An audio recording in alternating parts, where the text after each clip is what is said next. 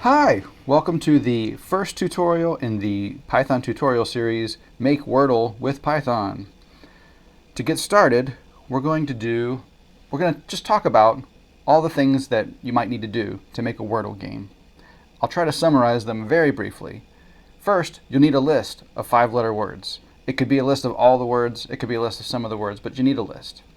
Secondly, you're going to want a way to parse through the words so that you can identify what letters go where and how they compare to the word you're trying to guess. And then finally, you'll want a way to color the screen so to indicate to the person guessing the words if the letter is in the word, in which case it's colored with a yellow box, if the letter is in the correct place, in which it's colored with a green box, and if it's not in the word at all, in which case it's colored with a gray box. Those are the main things that you'll want to do with the Wordle game, and so I will hopefully lead us through a step-by-step way of doing all of that. So to get started, you're going to want a list of words, and there are many ways to do this. One of the easiest ways would be to just go onto Google, as I've done here, find a list of 5-letter words, and you could cut and paste them all into a file, right? Now the problem is, this is going to be separated into 15 pages, and so you'd have to, cut this and then maybe go to some file you've created called 5-letter words list and then paste it in there and do that 15 times. That's not that big of a deal, right? 15 times is not too much trouble for you if you want, but there are other ways you can get these words without having to lift so many fingers. And that's what I'll be trying to show you today, is how to use Python to generate a 5-letter word list. Now, I spent some time on this and did it a couple of different ways. I'm going to show you a terrible way to do it by using a smaller example than what I did, and then I will show you a much better way. Now, if you need to import some modules, just like I will, then I just downloaded and installed this version of Python, so I'm going to be importing some modules as we go. So let's open up our Python terminal here, and I'm just going to make sure that it's plenty on the screen there. Okay. So to get started, I know that I'm going to need a module that's called PyEnchant, and in fact, it's an odd module because once it's installed, you don't import PyEnchant, you just import enchant. And enchant is a module with a dictionary that allows you to check whether words are dictionary words or not, which is pretty handy. So if I say, if I go to Python and then I say import enchant, I can see that I don't have that module. So if I can spell it correctly, I will exit. And then to install it, I will just use the pip module, and I say pip install PyEnchant, and it will look for it, and then it will install it, and it installed it. Okay. Now the other module that I will end up needing is one that's called NLTK, and that'll be for further down the line, but let's go ahead and install it while we're in the business. Pip install NLTK.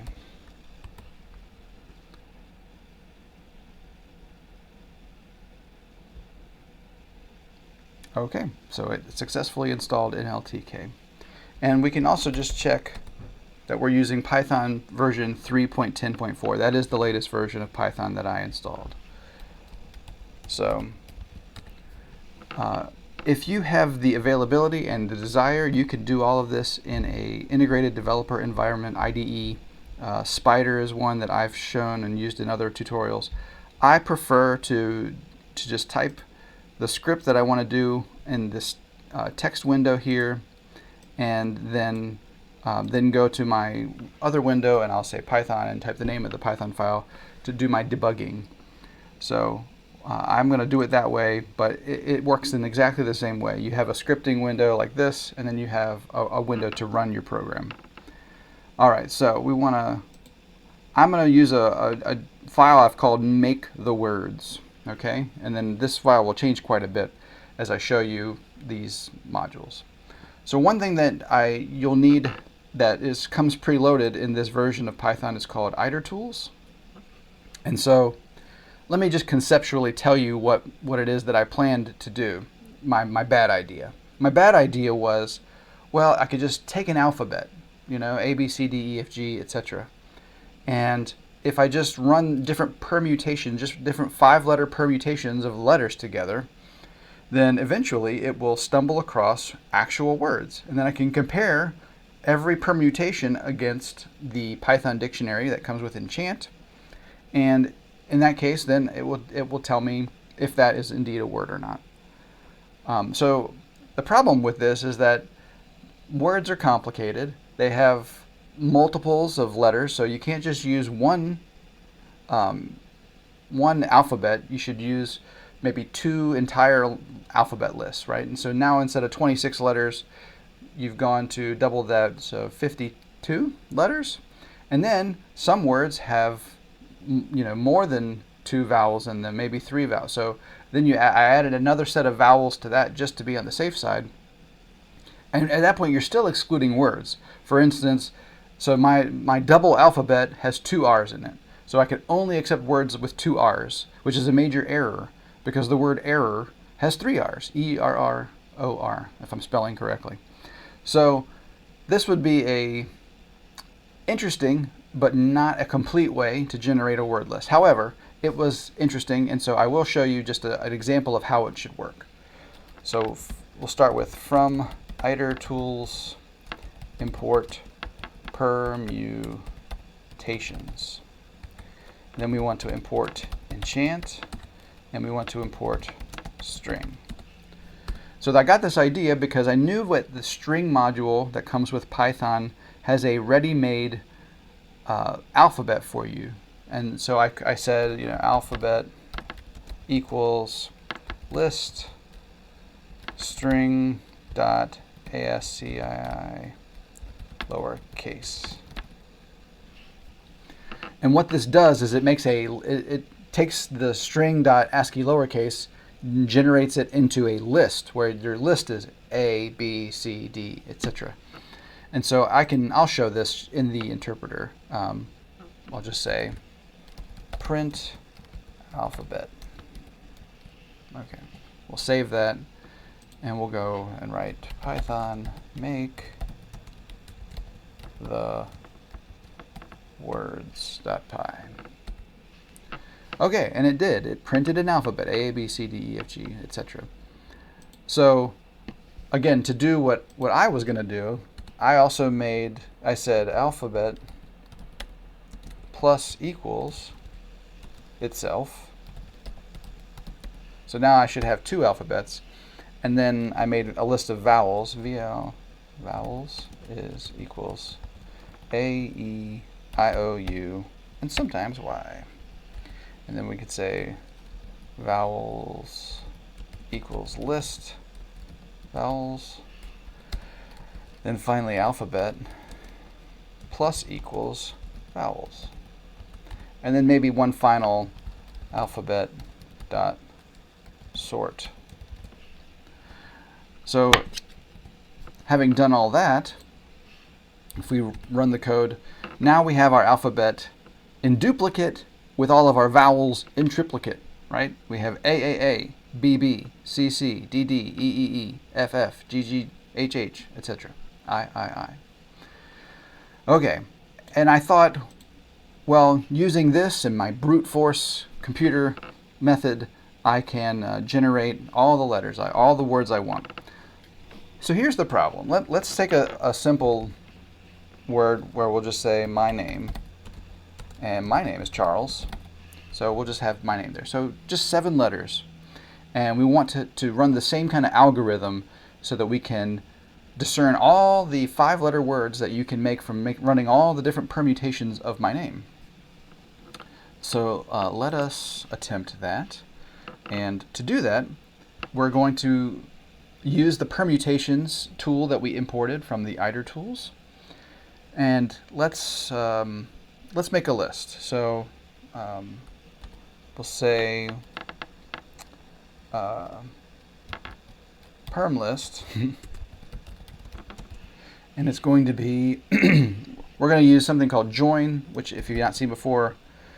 We're going to take our list of letters and join them together. So join y for, in parentheses, for y in list permutations, my name, comma 5. And let's see, I think we've got all of the correct brackets there. So what is that going to do is it's going to, the permutations is going to take the letters of my name and run all the different permutations of them. In fact, why don't we just say my name equals, we'll just go ahead and list this. That way it'll be a list of letters of my name.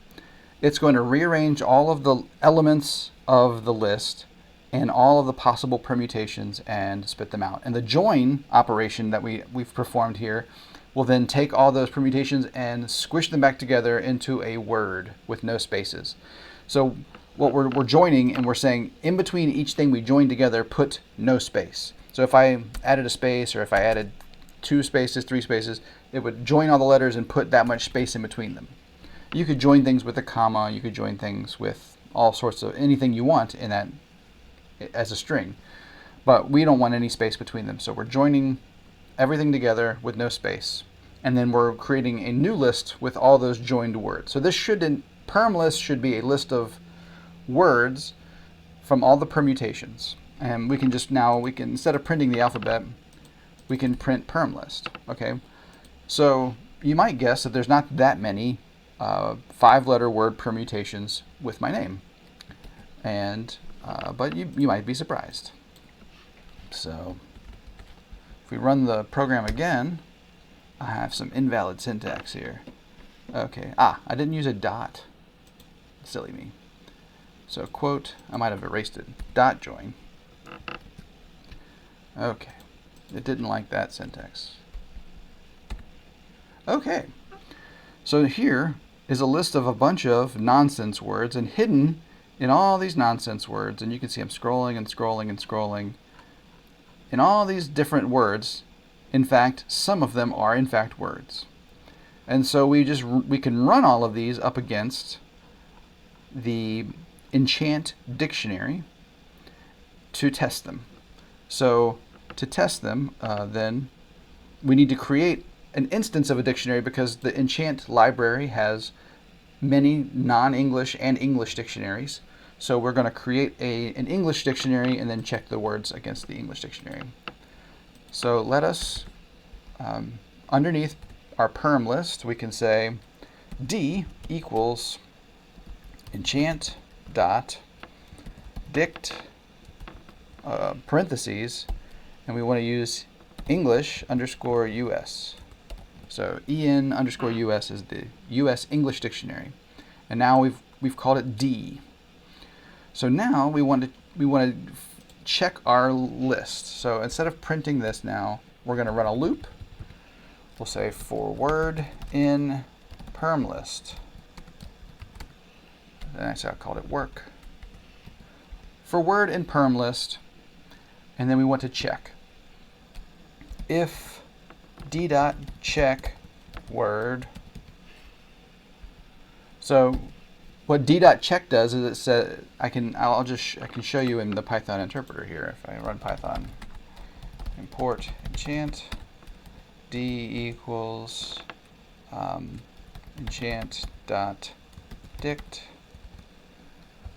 in US. So d dot check word. Is that a word? Yes. D dot check that. That is false. That's not a word. And so it doesn't care how long the word is, but you just run a string in it, and if it's in the dictionary and registered as a word, then it checks, it returns true. If it's not a word, it returns false. So what we're doing with our loop is we're saying loop through all of the 5-letter permutations we've made and check them against the dictionary. And if it checks out as a word, in this case, we'll just print the word. And I'll warn you that some of the words that we see won't look like real words. And that's just true that there's lots of dictionary words that are somehow count as dictionary words, but they're not words that are commonly or maybe even ever used. So let us now run our program. And boom, we've reduced the number of words. So chars, chase is a word we're familiar with probably. Cares, clash, clear, Caesar. You know, some of my favorite words here. I think laser, laser, or leech. That's not a good one. Laser, though. All right, scale, share. There are some actual real words that you can make using the combination of letters from my name. It's not comprehensive, as you may have guessed. But, so you can see that this approach can work. Hey, was it just me, or was that video getting a little long? Maybe boring. Hopefully not too boring. Anyway, I chopped it in two to make it a little easier to digest. So feel free to take a break here. Part 2 of the video should be the next one to come up in some box somewhere on the screen. So enjoy. Thanks for watching.